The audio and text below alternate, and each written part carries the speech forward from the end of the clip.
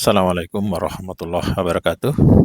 Saudara mahasiswa, ini kajian yang pertama, yaitu tentang konsep dasar pembelajaran tematik terpadu ya. Nanti yang akan kita kaji pada pertemuan awal ini, pada konsep dasar ini, yang pertama pengertian, kedua karakteristik, ketiga landasan, keempat prinsip-prinsip, dan terakhir manfaat. Untuk pertemuan perdana, saya ambil alih, saudara saya jelaskan sambil nanti diskusi. Pertemuan berikutnya, saudara yang tampil untuk diskusi kelas. Mengawali kajian ini, saya beri pengantar yang sifatnya umum. Saudara ketahui bahwa sistem pendidikan ini ada 3 elemen, mencakup 3 elemen. Elemen yang pertama KS dan TAS, maksudnya kepala sekolah dan tenaga administrasi sekolah. Lalu yang kedua ada guru mata pelajaran maksudnya, ada guru bimbingan konseling.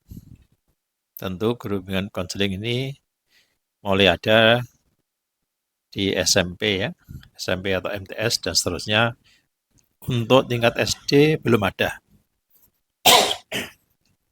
Berikutnya tentu peserta didik dengan jumlah lebih banyak tentunya gitu ya. Ini sebuah sistem, jadi sistem ini sebuah rangkaian yang fungsional untuk mencapai tujuan tertentu. Kalau elemennya hilang satu, ya secara fungsional tidak akan sempurna mencapai tujuannya ya. Hilang murid, ya nggak jadi sistem pendidikan ya. Siapa yang akan belajar ya. Demikian juga hilang guru, maka ini satu kesatuan ya. Makanya ini satu kesatuan yang utuh ya. Tentu nanti akan banyak kita bicara peserta didik di jenjang pendidikan dasar, dalam artian di sini SD, sekolah dasar ya. Karena saudara jurusannya PGSD, pendidikan guru sekolah dasar, tentu secara otomatis kita banyak bicara tentang SD. Cuma di awal saya pesankan, jadilah guru yang profesional ya. Jadilah guru yang profesional.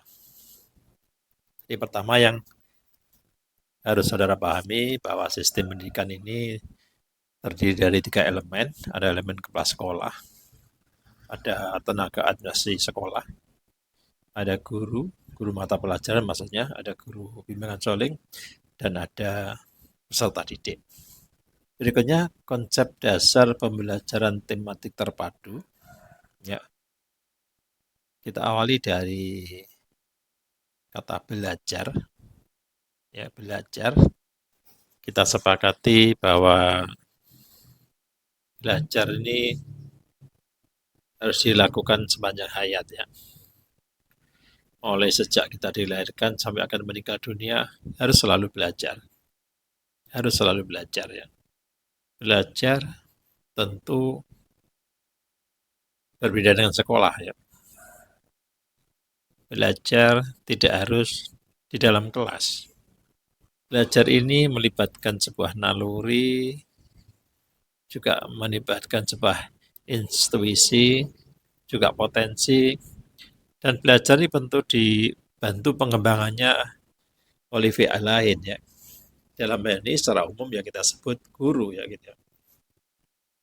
Dan lebih penting dari itu semua, namanya belajar itu harus ada perubahan perilaku ya. Ada perubahan perilaku. Perilaku apa yang berubah? Kalau saya biasa menyebut 3H. 1 head, otak, knowledge, dari tidak tahu menjadi tahu. Yang kedua hand, tangan, dari tidak terampil menjadi terampil. Yang ketiga head, hati, akhlak, adab, dari kurang sopan menjadi sopan, dari kurang beradab menjadi beradab. Jadi memang ada 3 domain yang harus diraih di dalam perubahan ini. Jadi yang pertama adalah knowledge-nya, kedua adalah skill-nya, ketiga adalah sikapnya, attitude-nya, afektifnya. Kalau ketiga-tiganya tidak mengalami perubahan, ya namanya belum belajar. Belum belajar ya.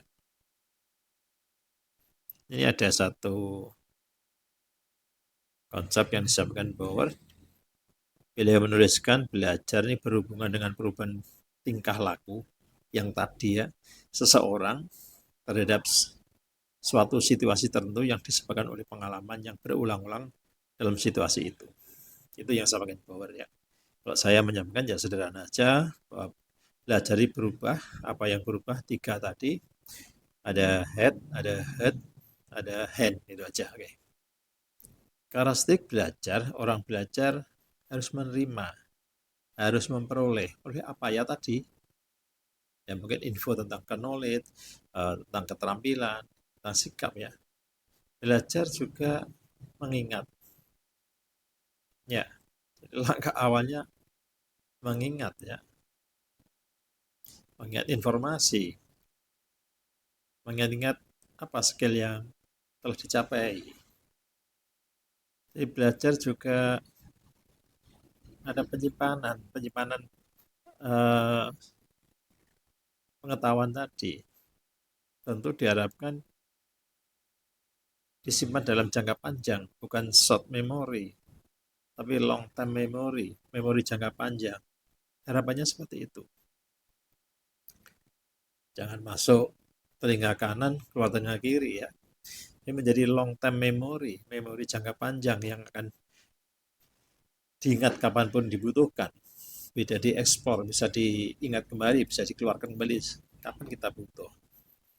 Belajar ini juga butuh perhatian yang aktif. Belajar perlu istiqomah agar apa yang kita peroleh menjadi permanen, menjadi apa, menetap. Itu kan sekarang belajar besok lupa. Memang musuh besar belajar itu lupa ya. Kalau sudah lupa ya sudah hilang semuanya gitu ya. Musuhnya lupa. Jadi musuhnya ilmu itu lupa atau bencananya ilmu itu lupa. Berikutnya karakteristik belajar itu butuh sebuah pelatihan ya. Sudah pelatihan tentu yang terus menerus yang kontinu ya. Tadi sudah adanya perubahan perilaku yang 3H tadi. Proses berubah ini di dalam perubahan yang ada di dalam diri seseorang ya.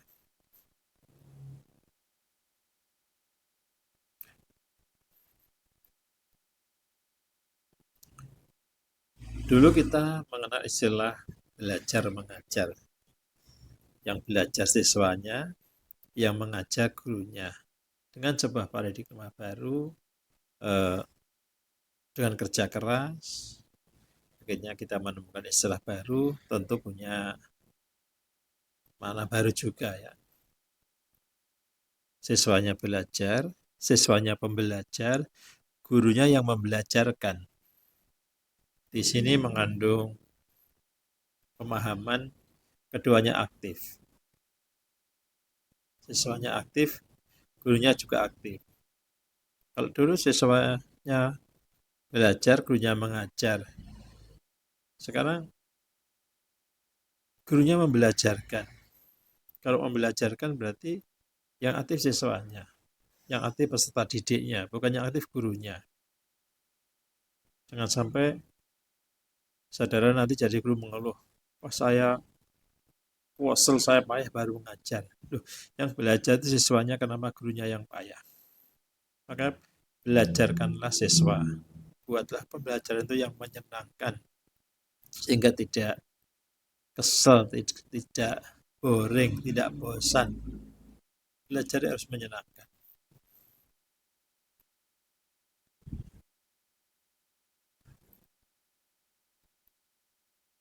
Ya, ini ditulis pembelajaran ini sebuah proses yang berulang-ulang.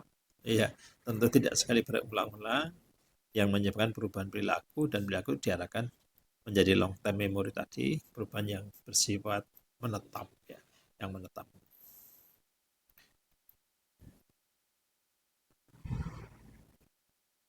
Ya, pembelajaran ini disajikan secara terpadu prosesnya, melakukan sebuah integrasi ya terpadu ya, yang melibatkan intra mata pelajaran maupun antar mata pelajaran. Jadi antar pelajaran itu saling terkait sebenarnya.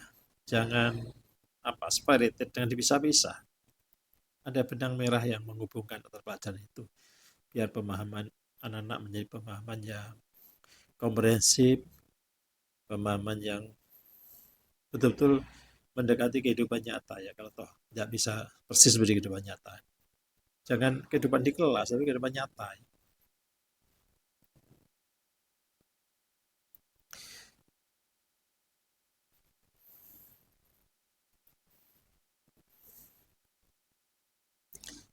Pembelajaran tematik ini memang dirancang dengan tema-tema tertentu, bisa interdisiplin, bisa antar disiplin ilmu, bisa dalam satu disiplin ilmu.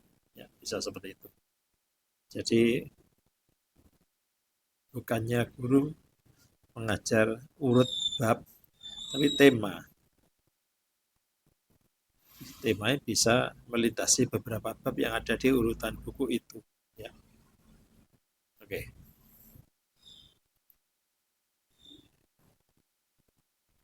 Lalu pembelajaran tematik terpadu. Ini sebuah aplikasi, salah satu strategi pembelajaran di kurikulum terpadu yang bertujuan menciptakan atau membuat pembelajaran ini relevan dan bermakna bagi peserta didik, dan nampaknya pembelajaran terpadu ini memang cocok di pendidikan-pendidikan dasar, utamanya SD ya, utamanya SD. Kalau di SMA sebenarnya juga bisa, cuma di SMA guru-guru ini guru-guru mata pelajaran ya, sehingga harus berkoordinasi antar guru ya. Dan banyak kendala yang menghadangnya ya. Kalau di SD adik-adik kan nanti menjadi guru kelas ya, PGSD ini kan menjadi guru kelas. Guru mata pelajarannya kan hanya guru pendidikan agama, guru olahraga, dan guru apa satu lagi, guru olahraga, guru agama, yaitu ya untuk guru mata pelajarannya.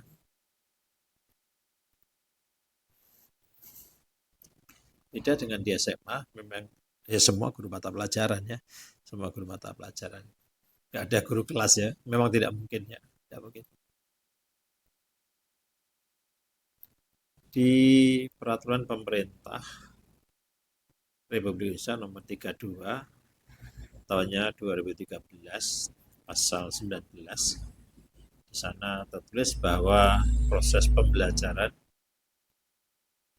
pada satuan pendidikan diselenggarakan secara interaktif, inspiratif, menyenangkan, menantang, memotivasi peserta didik untuk berpartisipasi aktif, serta memberikan ruang yang cukup bagi kreativitas dan kemandirian sesuai dengan bakat, minat, dan perkembangan fisik serta psikis peserta didik. Mudah diucapkan, sangat sulit dilakukan. Sangat sulit dilakukan. Rata-rata faktualnya seringkali pembelajaran itu membosankan ya, dan monoton, monolog. Hanya satu jalur saja dari guru ke siswa. Atau kadang-kadang hanya dua jalur saja, guru ke siswa, siswa ke guru. Padahal mestinya ya guru ke siswa, siswa ke guru, siswa ke siswa, gitu ya. Dan seringkali kita banyak melihat realitanya pembelajaran itu di mana siswa tidak banyak terlibat, tidak membelajarkan dirinya. Itu yang banyak terjadi.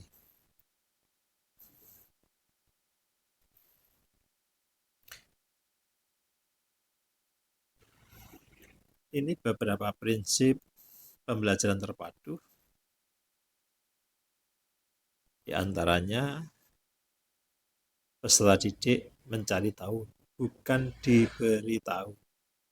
Sehingga mencari, bukan diberi. Yaitu. Kedua, pemisahan antara mata pelajaran tidak begitu terlihat. Bahkan bisa diintegrasikannya dengan sebuah tema tadi. Bisa dipadukan dengan sebuah tema tadi. Sehingga sekat-sekat disiplin ilmu bisa tidak jelas ya. Jadi tema ini yang mempersatukan.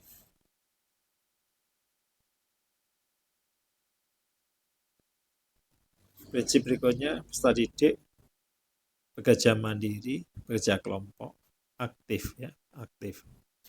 Guru merencanakan, melaksanakan, mengakomodasi peserta didik yang variatif, yang pembelajaran yang menyenangkan, jening, ya, joyful learning gitu ya, yang menyenangkan, jangan membosankan. Selama ini kita melihat kalau bebas nggak ada gurunya anak-anak senang. Loh bebas kok senang? Artinya kalau diajar nggak senang. Ya, ini yang harus kita ubah paradigma ini. Anak kalau diajar senang, nggak diajar susah, mestinya begitu. Mari ciptakan.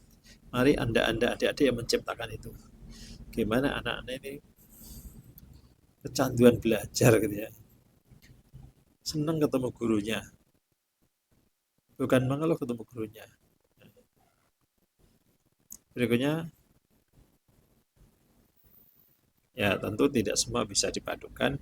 Ada kompetensi-kompetensi dasar ya tidak bisa dibiarkan ya diajarkan secara mandiri sendiri-sendiri ya. Adik-adik kita pernah mengenal kurikulum 24 yang juga KPK, artinya kurikulum berbasis kompetensi, kurikulum 2006 yang orang menyebut KTSP, kurikulum tingkat satuan pendidikan, ini pun sebenarnya juga kurikulum berbasis kompetensi. Demikian juga penyempurnaan di kurikulum 2013 dan juga UMER yang ada sekarang. Jadi semua ini kurikulum berbasis kompetensi. Oke, ini lupa tadi ya. Jadi adik tadi yang di SD itu yang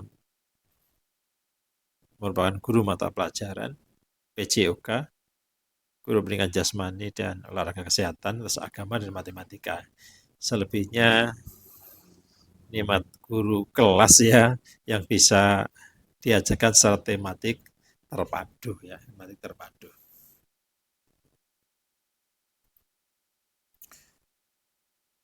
Landasan filosofis pendidikan tematik terpadu.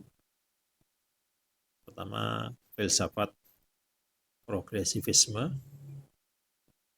ditekankan bahwa pembentukan kreativitas, pemberian sejumlah kegiatan, suasana yang natural, yang alami, dan memberikan pengalaman kepada peserta didik.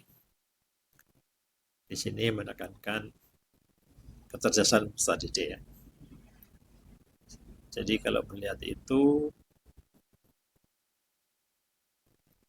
pembentukan kreativitas, jadi anaknya kreatif, jangan pasif.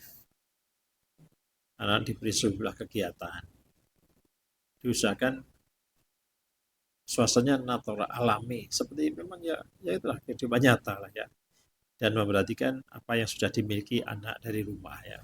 Masing-masing punya pengalaman yang berbeda-beda. Harus diperhatikan juga.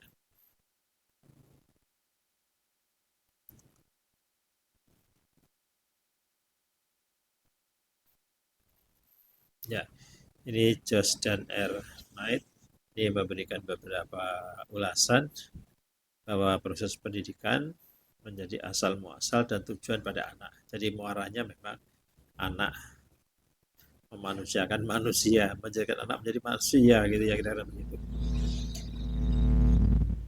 Berikutnya bahwa peserta didik ini aktif, bukan pasif. Karena namanya belajar itu aktif. Makanya guru membelajarkan. Bukan guru hanya mengajar, tapi membelajarkan ya. Guru di sini bukan satu-satunya sumber ilmu,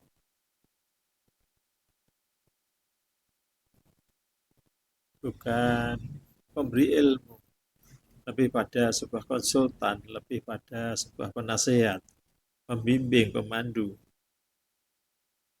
bukan sosok yang otoriter yang menggelontorkan ilmu ke siswa. Nah itu.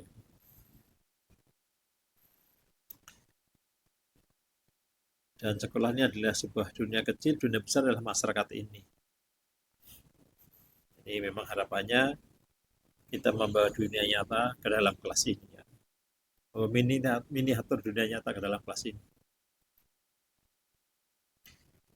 Saya juga melanjutkan bahwa aktivitas di ruang kelas lebih memfokuskan kepada problem solving.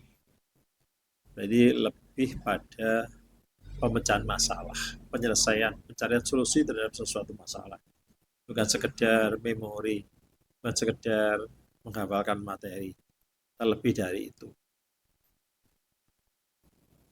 Dan suasana di sekolah, ini di ruang kelas maksudnya suasana harus kooperatif. Kooperatif artinya ada kerjasama, suasana di kooperatif, tidak ada yang merasa lebih hebat dari yang lain, ya. Saling menghormati, toleransinya tinggi. Ya. Lalu berikutnya ada landasan konstruktivisme. Ajaran ini menekankan bahwa peserta didik siswa ini sebaiknya menerima pengalaman langsung sebagai pokok utama dalam pembelajaran.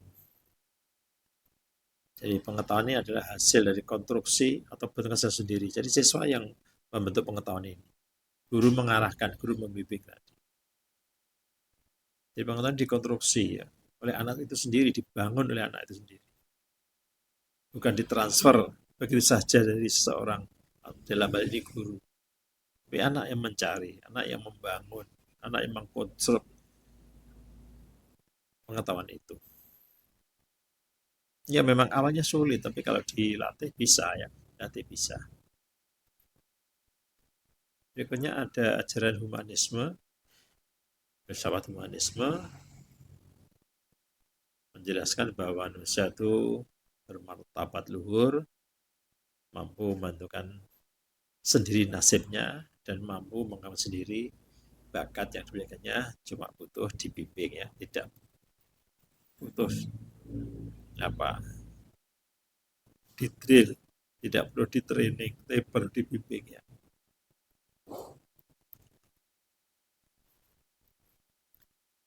Beberapa manfaat dari pembelajaran tematik terpadu, diantaranya relevansi yang tinggi. Jadi pembelajaran tematik terpadu ini membantu siswa melihat keterkaitan antara pelajaran dan dunia nyata. Jadi bukan kelas terpisah dengan dunia luar, tapi kelas miniatur yang ada di luar. Ya. Masyarakat kecil di kelas ini, masyarakat besar ya masyarakat yang ada di luar. Jadi ada relevansi yang tinggi. Jangan sampai apa ada yang di kelas sudah dibawa keluar dan nyambung sama sekali ya. Itu banyak terjadi. Yang kedua, pemahaman yang mendalam memungkinkan siswa untuk mendalami topik tertentu secara menyeluruh karena mereka tidak hanya mempelajari satu aspek dari topik tersebut, tapi satu topik dilihat dari banyak sudut pandang, dilihat secara mendalam, dilihat secara holistik, secara menyeluruh, bahkan ditinjau dari berbagai mata pelajaran. Gitu ya. Mendapat pemahaman yang mendalam. Lalu pengembangan skill keterampilan berpikir kritisnya. Di sini anak-anak melakukan analisis, anak melakukan sebuah penilaian evaluasi, anak menggabungkan mensintesis informasi dari berbagai sumber, istilah akan mendorong sebuah keterampilan anak-anak berpikir kritis, tidak hanya menerima apa yang ada, tapi juga mencari apa yang belum ditemukan dalam begitu. Berikutnya juga pengembangan keterampilan untuk berkolaborasi, keterampilan untuk bekerja sama, keterampilan untuk komunikasi, dan ini tentu sangat penting sekali menjadi bekal hidup nanti. Ya, nggak mungkin kita hidup sendiri, kita harus collab, harus bekerja sama ya dengan yang lain.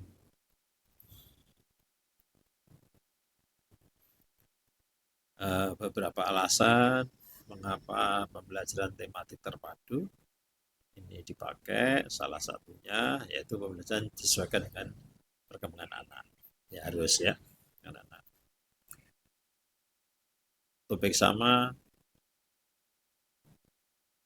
tingkat pendidikannya beda, kajiannya tentu kedalamannya akan berbeda ya. Yang perlu diketahui oleh adik-adik bahwa semakin tinggi tingkat pendidikan itu kajiannya semakin ilmu ya. Kalau tingkat-tingkat dasar masih lebih tinggi moral, akhlak, adab itu yang diajarkan.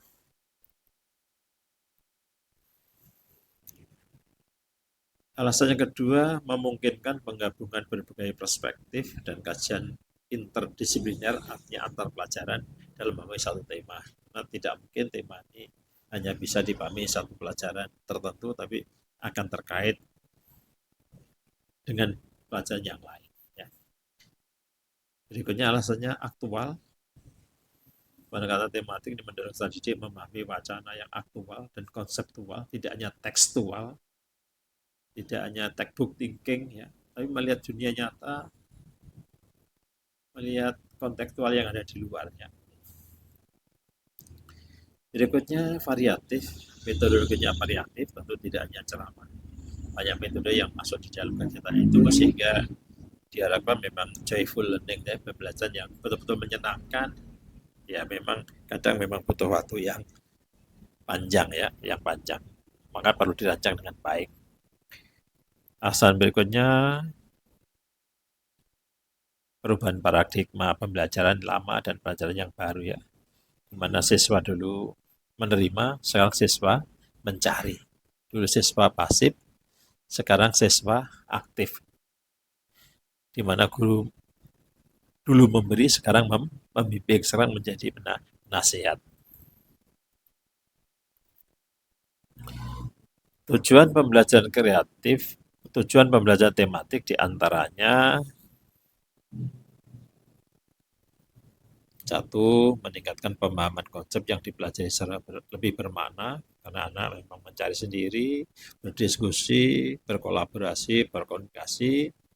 Dengan ini akan membuat konsep yang lebih komplit, konsep yang lebih komprehensif, konsep yang lebih bermakna, dan tentu harapannya menjadi long term memory, memori jangka panjang. Kedua, juga mengembangkan keterampilan